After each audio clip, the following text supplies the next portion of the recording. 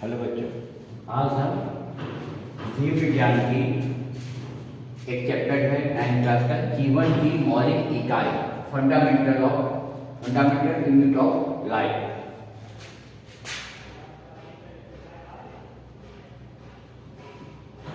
को पढ़ेंगे। इसमें सबसे पहले हमें देखना है कोशिका। जीवन की मौलिक इकाई क्या है? कोशिका है। अभी हमें धीरे धीरे समझना आएगा क्या करता है कोशिका। सेल्स शरीर की संरचनात्मक एवं क्रियात्मक इकाई को कोशिका कहते हैं। यह जीवन की मूलभूत इकाई है। सभी सजीव कोशिका से बने हैं। कोशिका का अध्ययन साइटोलॉजी कहलाता है। अब यहाँ पॉइंट देखना है कोशिका के बारे में क्या कह रहा है। शरीर की संरचनात्मक और क्रियात्मक इकाई। संरचनात्मक और क्रियात्मक इकाई का मतलब क्या है? कोशिका हमारे शरीर को आकार प्रदान करता है। जिस तरह से हमारा शरीर है, या पेड़ ले लो, किसके? आम के पेड़ ले लेते हैं, उसका आकार और केले के पेड़ का आकार दोनों अलग अलग है, तो सबके आकार अलग है। तो कोशिका हमारे शरीर को आकार प्रदान करता है, संरचनात्मक इकाई है इसलिए। दूसरा पॉइंट कहता है क्रियात्मक। शरीर के सभी कार्य कोशिकीय स्तर पर होते हैं। क्रियात्मक इकाई शरीर का जो भी कार्य कर रहे हैं हम, या सजीव जो भी करता है वो क्या है? कोशिकीय स्तर पे होता है।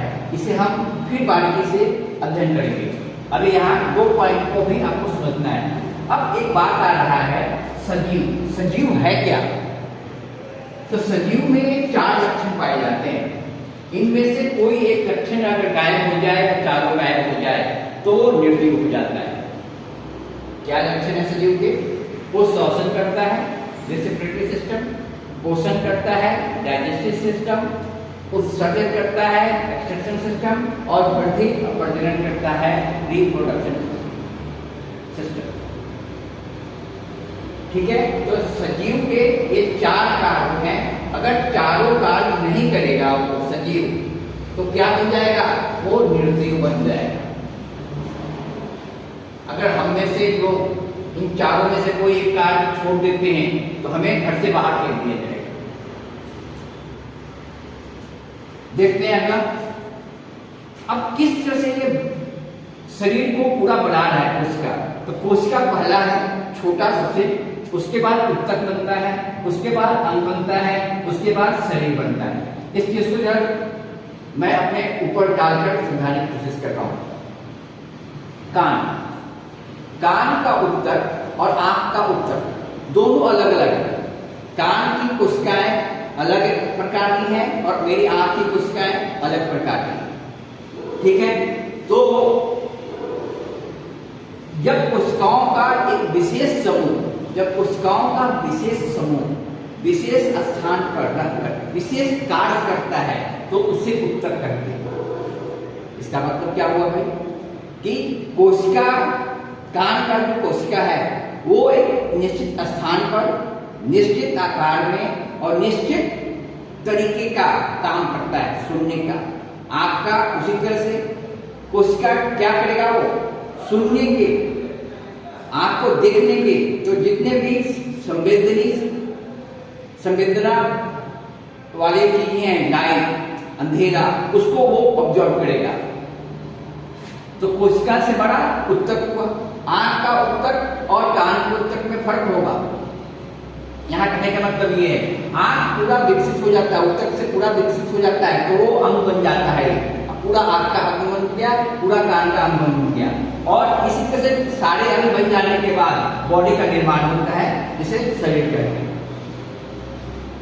अब आती है बात कि कोशिका की खोज सबसे पहले किसने की?